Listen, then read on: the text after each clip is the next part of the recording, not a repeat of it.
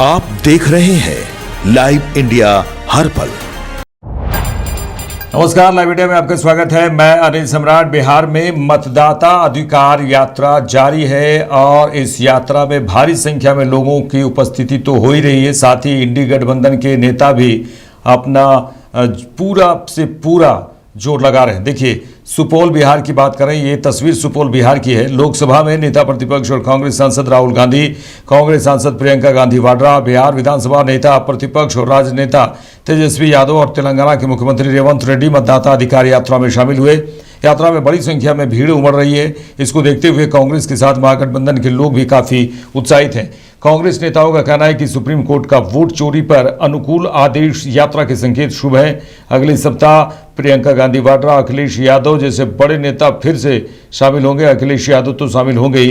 कांग्रेस खेमे में इस बात को लेकर उत्साह है कि राहुल गांधी की प्रेस कॉन्फ्रेंस, संसद में लगातार प्रदर्शन के बाद अब वोटर अधिकार यात्रा की वजह से वोट चोरी विरोधी अभियान बिहार ही नहीं देश भर में चर्चा का विषय बना हुआ है।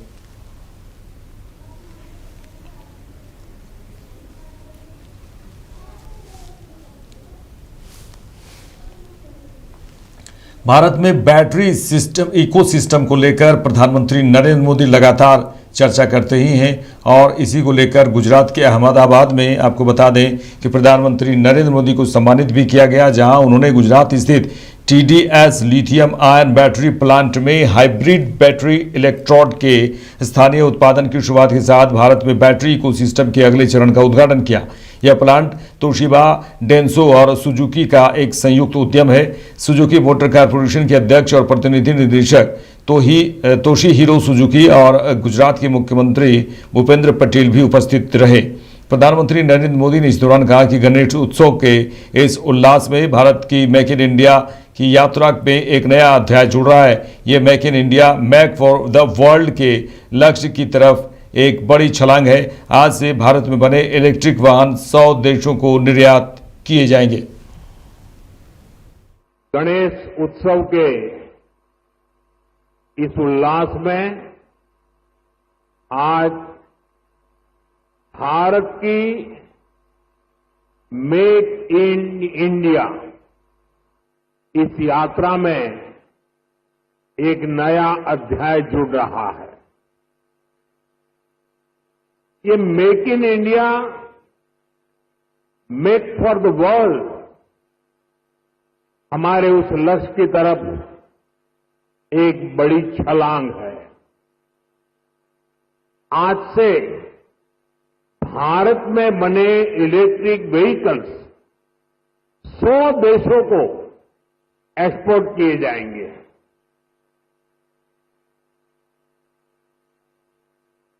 साथ ही वहीं प्रधानमंत्री नरेंद्र मोदी ने कहा कि भारत के पास प्रजातंत्र की बड़ी शक्ति है। उन्हें प्रजातंत्र का जिक्र करते हुए कहा कि इसकी बड़ी शक्ति है भारत में। देखिए, प्रधानमंत्री नरेंद्र मोदी ने कहा कि भारत के पास प्रजातंत्र की शक्ति है, भारत के पास प्रजातंत्र का फायदा है, हमारे पास कुशल कार्यपाल का बहुत बड़ा पुल भी है, इसलिए ये हमारे हर साथी के लिए जीत की स्थिति बनाता है। आज सुजुकी जापान भारत में मैन्युफैक्चरिंग कर रही है और यहाँ बनी गाड़ियाँ वापस जापान को एक्सपोर्ट की जा रही हैं। यह भारत और जापान के रिश्तों की मजबूती का प्रतीक तो है ही, साथ ही भारत को लेकर ग्लोबल भरोसे को भी दर्शाता है। एक तरफ मारुति सुजुकी जैसी कंपनियां मेक इन इंडिया की ब्रांड एम्बेसडर बन गई हैं। लगातार 4 साल से मारुति भारत की सबसे बड़ी कार एक्सपोर्टर है। आज ईवी एक्सपोर्ट को भी उसी स्केल पर ले जाने की शुरुआत हो रही है। अब दुनिया के दर्जनों देशों में जो ईवी चलेगी उसमें लिखा होगा मेक इन इंडिया। भारत के पास डेमोक्रेसी की शक्ति है और भारत के पास डेमोग्राफी का एडवांटेज है। हमारे पास स्किल्ड वर्कफोर्स का बहुत बड़ा पूल है, इसलिए कि हमारे हर पार्टनर के लिए विन विन सिचुएशन बनाता है। आज आप देखिए,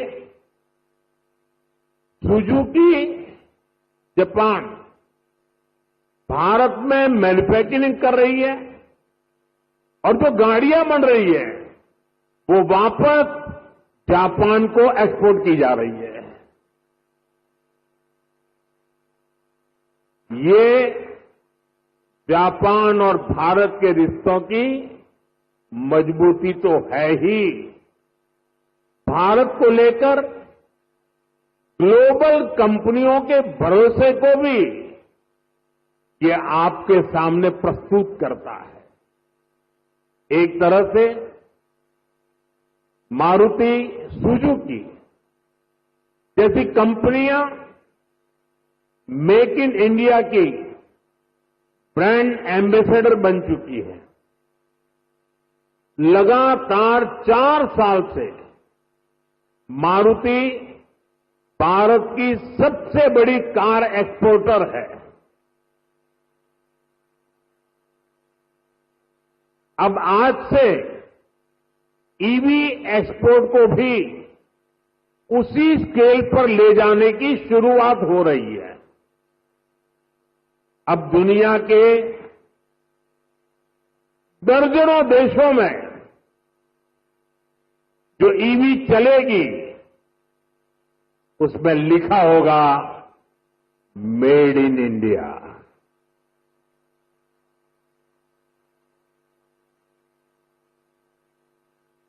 फ्रेंड, नेता सौरभ भारद्वाज के घर में ईडी की छापेमारी हुई है और इसको लेकर आप नेता लगातार गुस्से में हैं और वो लगातार अपने बयान दे रहे हैं। देखिए, इसी को लेकर आप नेता मनीष सिसोदिया ने कहा कि मुद्दे से ध्यान भटकाने के लिए छापेमारी है और उन्होंने कहा कि इसके पीछे एकमात्र कारण यह है कि कल प्रधानमंत्री की डिग्री को लेकर एक बड़ा खुलासा हुआ, देश के सामने आ गया प्रधानमंत्री की डिग्री फर्जी है। उन्होंने कहा कि देश के सामने आ गया है कि प्रधानमंत्री की डिग्री को लेकर झूठ बोला है प्रधानमंत्री ने। प्रधानमंत्री की डिग्री के मुद्दे से ध्यान भटकाने के लिए ईडी सौरभ भारद्वाज के घर पर छापेमारी कर रही है। सौरभ भारद्वाज जी के घर पर जो ईडी का रेड चल रहा है उसके पीछे केवल एकमात्र कारण है कि कल देश में प्रधानमंत्री जी की डिग्री को लेकर एक बहुत बड़ा खुलासा हो गया। देश के सामने आ गया कि प्रधानमंत्री जी की डिग्री झूठी है। देश के सामने आ गया कि प्रधानमंत्री जी ने डिग्री को लेकर झूठ बोला, भारतीय जनता पार्टी ने प्रधानमंत्री जी की डिग्री को लेकर झूठ बोला। तो अब इस फजीहत से ध्यान कैसे भटकाया जाए? चलो किसी के यहाँ रेड कर देते हैं। ईडी वालों को पूछा, जी कोई केस होगा, रेड बताओ किसके यहाँ करनी है? बोले जी अरविंद जी के यहाँ भी हो चुकी, सत्येंद्र जैन के यहाँ भी हो चुकी, मनीष सिसोदिया जी के यहाँ हो चुकी। बोले सौरभ भारद्वाज के केस का क्या हुआ? तो ईडी वालों ने बताया सौरभ भारद्वाज के बारे में कि जी सौरभ भारद्वाज जब मंत्री थे, केस तो उस समय से पुराने का है, वो जब वो मंत्री नहीं थे। तो बोले कोई बात नहीं, ध्यान तो भटकेगा। तो ध्यान भटकाने के लिए, प्रधानमंत्री जी की डिग्री के मसले से ध्यान भटकाने के लिए सौरभ भारद्वाज जी के घर पर रेड की जा रही है ईडी की। और मजाक है, बच्चा भी हंसेगा इस बात को सुन के कि सौरभ भारद्वाज के घर जिस केस में रेड हो रही है वो उसके मंत्री बनने से पहले का केस बताया जा रहा है और रेड तब के लिए हो रही है जब वो मंत्री बना। तो हद है यार, कुछ भी कर लेते हैं। मतलब ध्यान भटकाना है, थोड़ा जवाब दे देते हैं, हाँ जी डिग्री के बारे में गलती हो गई हमसे, या डिग्री का सच ये है। यूनिवर्सिटी के लोग आके कह देते डिग्री पे बात नहीं करेंगे, फर्जी केस करेंगे। तो इनकी डिग्री भी फर्जी, इनके केस भी फर्जी। सत्येंद्र जैन का केस जैसे देखा आपने, सारा का सारा केस फर्जी निकला, वैसे ही इनके सारे केस भी फर्जी निकलेंगे और अंत में देखना सब फर्जी निकलेंगे भारतीय जनता पार्टी के लोग। लेकिन ईडी का जैसे जो इतिहास है, जो बताते हैं कि जब भी कार्रवाई होती है तो भ्रष्टाचार के गंभीर मसले को लेकर ईडी का हमेशा दावा रहता है कि हम कार्रवाई करते हैं। ईडी का केवल एक ही मसला रहता है कि भारतीय जनता पार्टी उनको कह दे कि भाई देश का ध्यान भटकाना है। प्रधानमंत्री जी की डिग्री पे जो बहुत फोकस कर रहा है देश, सोशल मीडिया से लेके मीडिया तक में, इंटरनेशनल मीडिया तक में चर्चा हो रही है कि एक देश का प्रधानमंत्री झूठी डिग्री के मामले में एक्सपोज हो रहा है। तो ईडी का काम, ईडी को काम ले लिया उन्होंने। ईडी का यही काम रह गया आजकल। ईडी का काम भ्रष्टाचार रोकना थोड़ी है। भारतीय जनता पार्टी जब फंसने ईडी की कार्रवाई को लेकर दिल्ली के मंत्री मनजिंदर सिंह सिरसा ने कहा है कि बहुत ही सही कार्रवाई हो रही है ईडी के द्वारा। देखिए, आप नेता सौरभ भारद्वाज के खिलाफ ईडी की छापेमारी पर दिल्ली के मंत्री मनजिंदर सिंह सिरसा ने कहा कि अस्पताल निर्माण घोटाले के सिलसिले में ईडी ने आप नेता सौरभ भारद्वाज के आवास पर छापेमारी की। 13 अस्पतालों के निर्माण के नाम पर हजारों करोड़ का भ्रष्टाचार किया गया। उन्होंने कहा कि आप पंजाब में जाकर दोनों हाथों से पंजाब को लूट रही है। उन्होंने कहा, यह भी कहा है कि मैं ईडी की इस कार्रवाई का स्वागत करता हूं। ईडी ने आज सौरभ भारद्वाज, जो कि आम आदमी पार्टी दिल्ली के अध्यक्ष भी हैं और पूर्व में मंत्री भी रहे हैं, हॉस्पिटल घोटाले में उनके यहां रेड करें। क्या है हॉस्पिटल घोटाला? हजारों करोड़ रुपया 13 हॉस्पिटल्स के नाम के ऊपर कंस्ट्रक्शन में घोटाला किया, इक्विपमेंट्स खरीदने में घोटाला किया। ये बड़ा घोटाला आम आदमी पार्टी ने अपने 10 साल के कार्यकाल में किया। भाजपा बार बार ही कह रही थी, इसमें एसीबी भी अब इन्वेस्टिगेशन कर रही है और बड़ा स्पष्ट है, कई हॉस्पिटल तो चले ही नहीं। कई हॉस्पिटल्स के अंदर हजारों करोड़ के इक्विपमेंट्स लाके डंप कर दिए क्योंकि वो चलने लायक नहीं थे। और ये काम रुका नहीं अभी भी। अभी यही पार्टी पंजाब में जाकर इसी तरह से वहां पर भी चेहरा बदलकर लूटने का काम कर रही है। जिस दिन से आम आदमी पार्टी की दिल्ली से सरकार गई है, आम आदमी पार्टी के सभी वो लुटेरे लीडर जो दिल्ली के अलग अलग जेलों में बंद रहे अलग अलग केसों में, सभी पंजाब में जाकर डेरे डाले हुए हैं और पंजाब को भी दोनों हाथों से लूट रहे हैं। मैं पंजाब सरकार के अफसर साहिबानों से आग्रह करना चाहता हूं, आप इनकी इस लूट में साथ मत दें, वरना इन सब के ऊपर कार्रवाइयां आप पर भी होंगी जब ये सारे घोटाले सामने आएंगे। मैं ईडी की इस कार्रवाई का जहां वेलकम करता हूं, वहीं उम्मीद करता हूं कि जो पंजाब में भी घोटाले हो रहे हैं, सरकार और ईडी। आप नेता संजय सिंह बहुत ही गुस्साए हुए नजर आए ईडी की जो कार्रवाई हुई है उसको लेकर, और आपको बता दें कि उन्होंने कहा कि मोदी की फर्जी डिग्री पर चर्चा ना हो, इसलिए ईडी के छापे हो रहे हैं। आप नेता सौरभ भारद्वाज के खिलाफ ईडी की छापेमारी पर आप सांसद संजय सिंह ने कहा कि सौरभ भारद्वाज के खिलाफ दर्ज मामला झूठा और निराधार है। जिस समय ईडी ने मामला दर्ज किया था उस समय वो मंत्री भी नहीं थे। आप नेताओं के खिलाफ झूठे मामले दर्ज करके उन्हें जेल में डालना मोदी सरकार की नीति बन गई है। और उन्होंने ये भी कहा कि प्रधानमंत्री मोदी की फर्जी डिग्री पर देश में चर्चा न हो, इसलिए ईडी ने छापे मारे हैं। सौरभ भारद्वाज आम आदमी पार्टी के दिल्ली प्रदेश के अध्यक्ष और पूर्व मंत्री हैं, उनके ऊपर आज ईडी ने छापा मारा है। सौरभ भारद्वाज पे जो मामला बनाया गया है वो पूरी तरीके से निराधार, झूठा और बेबुनियाद है। और ये बात मैं इसलिए कह रहा हूं कि जो ये केस बनाया गया है उस वक्त सौरभ भारद्वाज मंत्री ही नहीं थे। तो एक झूठा और बेबुनियाद केस बना के सौरभ भारद्वाज को फंसाने की कोशिश की जा रही है। और हम सबने देखा कि कैसे सत्येंद्र जैन के मामले में 3 साल तक उनको जेल में रखने के बाद सीबीआई ने कह दिया उनके खिलाफ कोई सबूत नहीं। एक झूठा केस सत्येंद्र जैन पे बनाया। आम आदमी पार्टी के नेताओं पे लगातार झूठे केस बना बना के उनको जेल में डालना भारतीय जनता पार्टी मोदी सरकार की एक नीति बन गई है, एक उनका रवैया बन गया है, हमको दबाने के लिए, हमको झुकाने के लिए। और ये सब कुछ आज क्यों हो रहा है अचानक?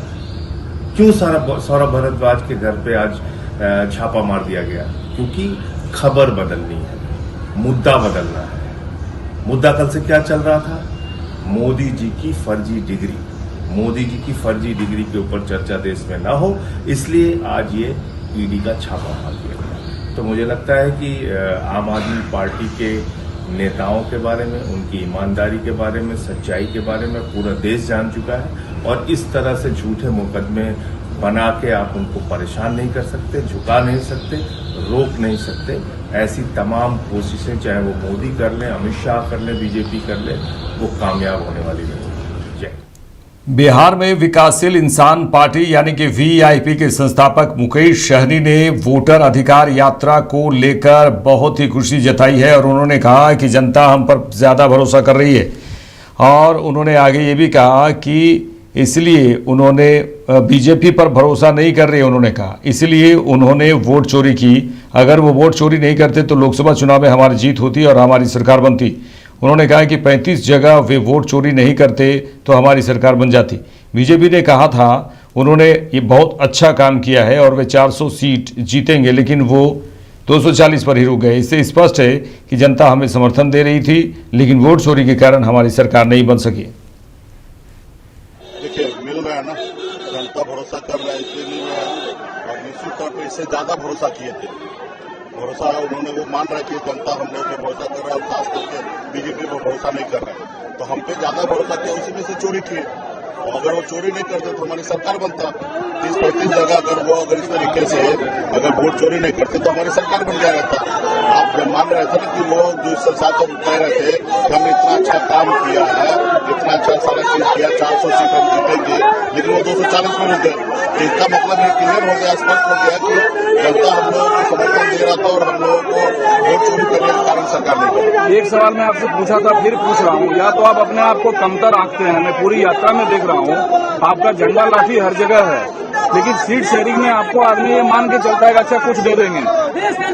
आप आने वाला समय देखिएगा, यह पार्टी के पास सीट लड़ेगा, ठीक है, और हम सब मिलकर मजबूती से लड़ाई लड़ेंगे और सरकार हम लोगों का बनेगा। तो एक पार्टी का सरकार नहीं बनेगा, गठबंधन में जितने भी पार्टी दल हैं सभी का सहयोग से सरकार बनेगा। पीसी में जब राहुल गांधी से पूछा गया था, आपको तेजस्वी ने पीएम डिक्लेयर किया, आप तेजस्वी को सीएम डिक्लेयर करिए, तो राहुल गांधी कोई साफ साफ जवाब नहीं दिया कि सीएम वही बनेंगे। राहुल गांधी भी इससे नहीं लेंगे कि सीएम तेजस्वी जी होंगे।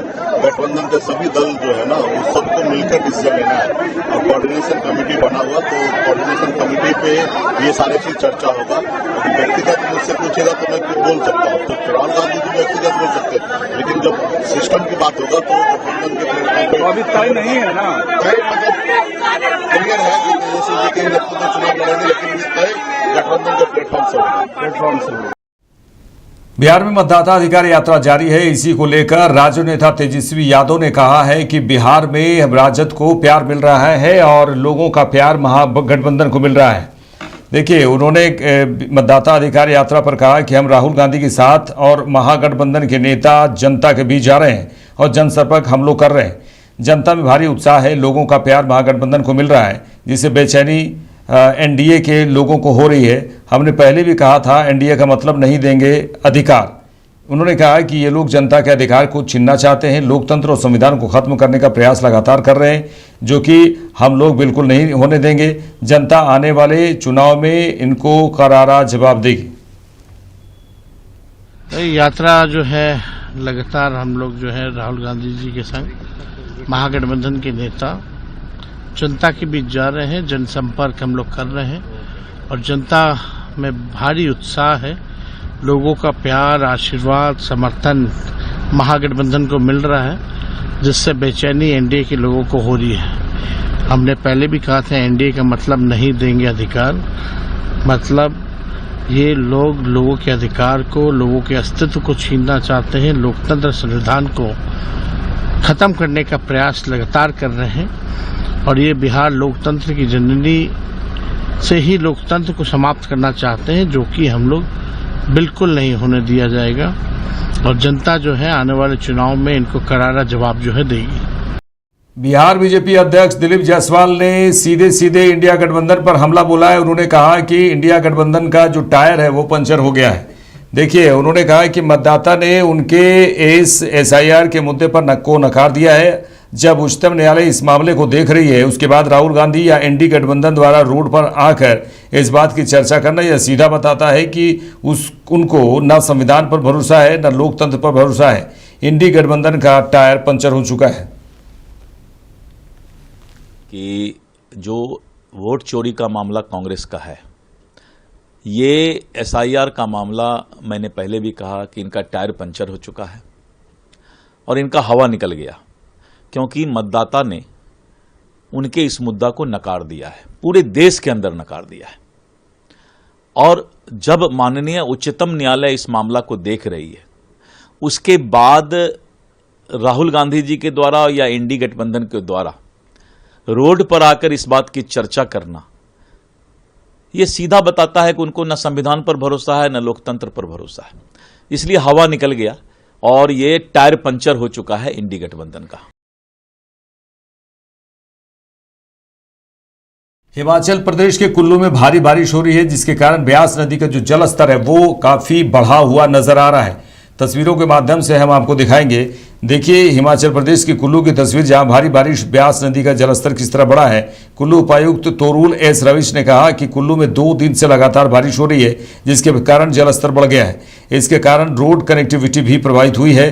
बहांग क्षेत्र में पानी घुसने के कारण कुछ दुकानें भी प्रभावित हुई हैं। जिले में काफी लिंक रोड बाधित है। जिले में ऑरेंज अलर्ट जारी किया गया है। जी, कुल्लू में जैसे आपको पता है पिछले 2-2.5 दिन से कंटिन्यूस बारिश चल रही है, जिससे पानी का स्तर बहुत ज़्यादा बढ़ गया है और हमारे रोड के अलॉन्ग, स्पेशली हाईवेज के अलॉन्ग काफ़ी लॉसेज है और कनेक्टिविटी हमारी अफेक्टेड है। जो हमारा NH3 है वो जो कुल्लू एरिया में बात करूँ तो बिंदु ढाक पे टूट गया है, आगे कोल्लू बस स्टैंड में बहुत पानी है, बहांग में जो BRO का पोर्शन है वहाँ पे भी कल पानी रोड से आ गया था, जिसकी वजह से रेस्टोरेंट्स और कुछ शॉप्स भी अफेक्ट हुई थी। जी, जो मैं आपको मेन रोड से बताऊँ तो NH305 हमारी मल्टीपल पॉइंट्स पे ब्लॉक्ड है और NH3 मैंने आपको बताया कि मंडी साइड भी ब्लॉक्ड है, कुल्लू में भी beyond Kullu to Manali access के अलॉन्ग मल्टीपल पॉइंट्स पे ब्लॉक्ड है। इसके साथ साथ हमारी लिंक रोड्स भी काफ़ी 100 से अधिक डिस्ट्रिक्ट में अभी बाधित हैं और इलेक्ट्रिसिटी हमारी जो कुल्लू में है उसमें 264 DTRs डिस्ट्रप्टेड है, मनाली में 95 और थलौट डिवीजन में जो सबसे क्रिटिकल है अराउंड 500 डिस्ट्रप्टेड है।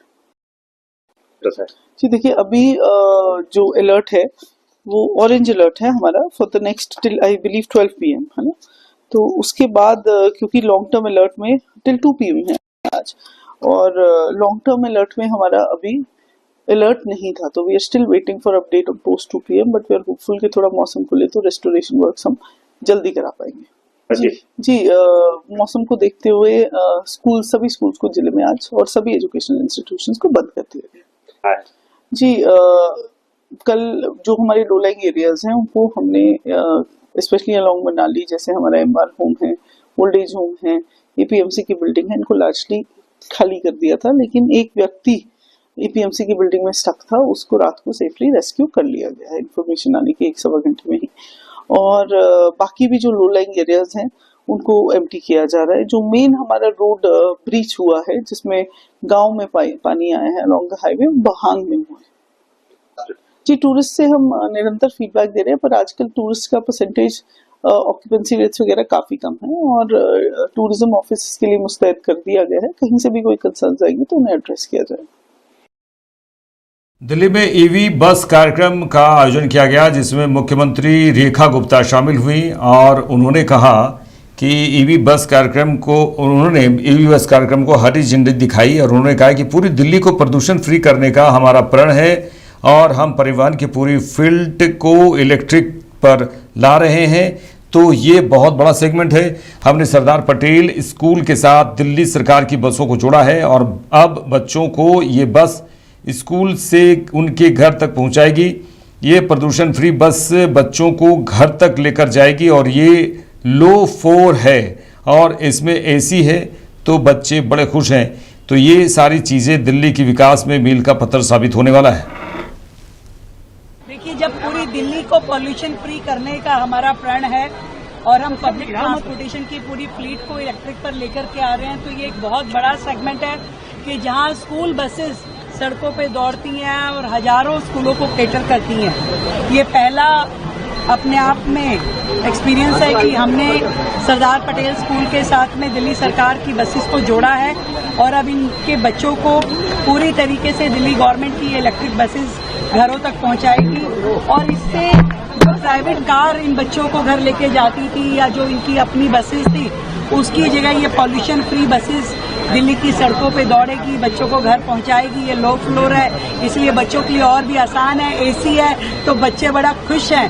तो ये सारी चीजें जो है दिल्ली के डेवलपमेंट में एक नया माइलस्टोन साबित होने वाला है और मैं तो यही चाहती हूँ कि सभी स्कूल की बसेस जो हैं वो इलेक्ट्रिक मोड पे आएं और दिल्ली का पॉल्यूशन कम करने के लिए हम सब मिलकर के ज्वाइन हैंड करें। मेरे साथ इस बुलेटिन में इतना ही। देश दुनिया की तमाम खबरों के लिए देखते रहिए लाइव इंडिया। नमस्कार।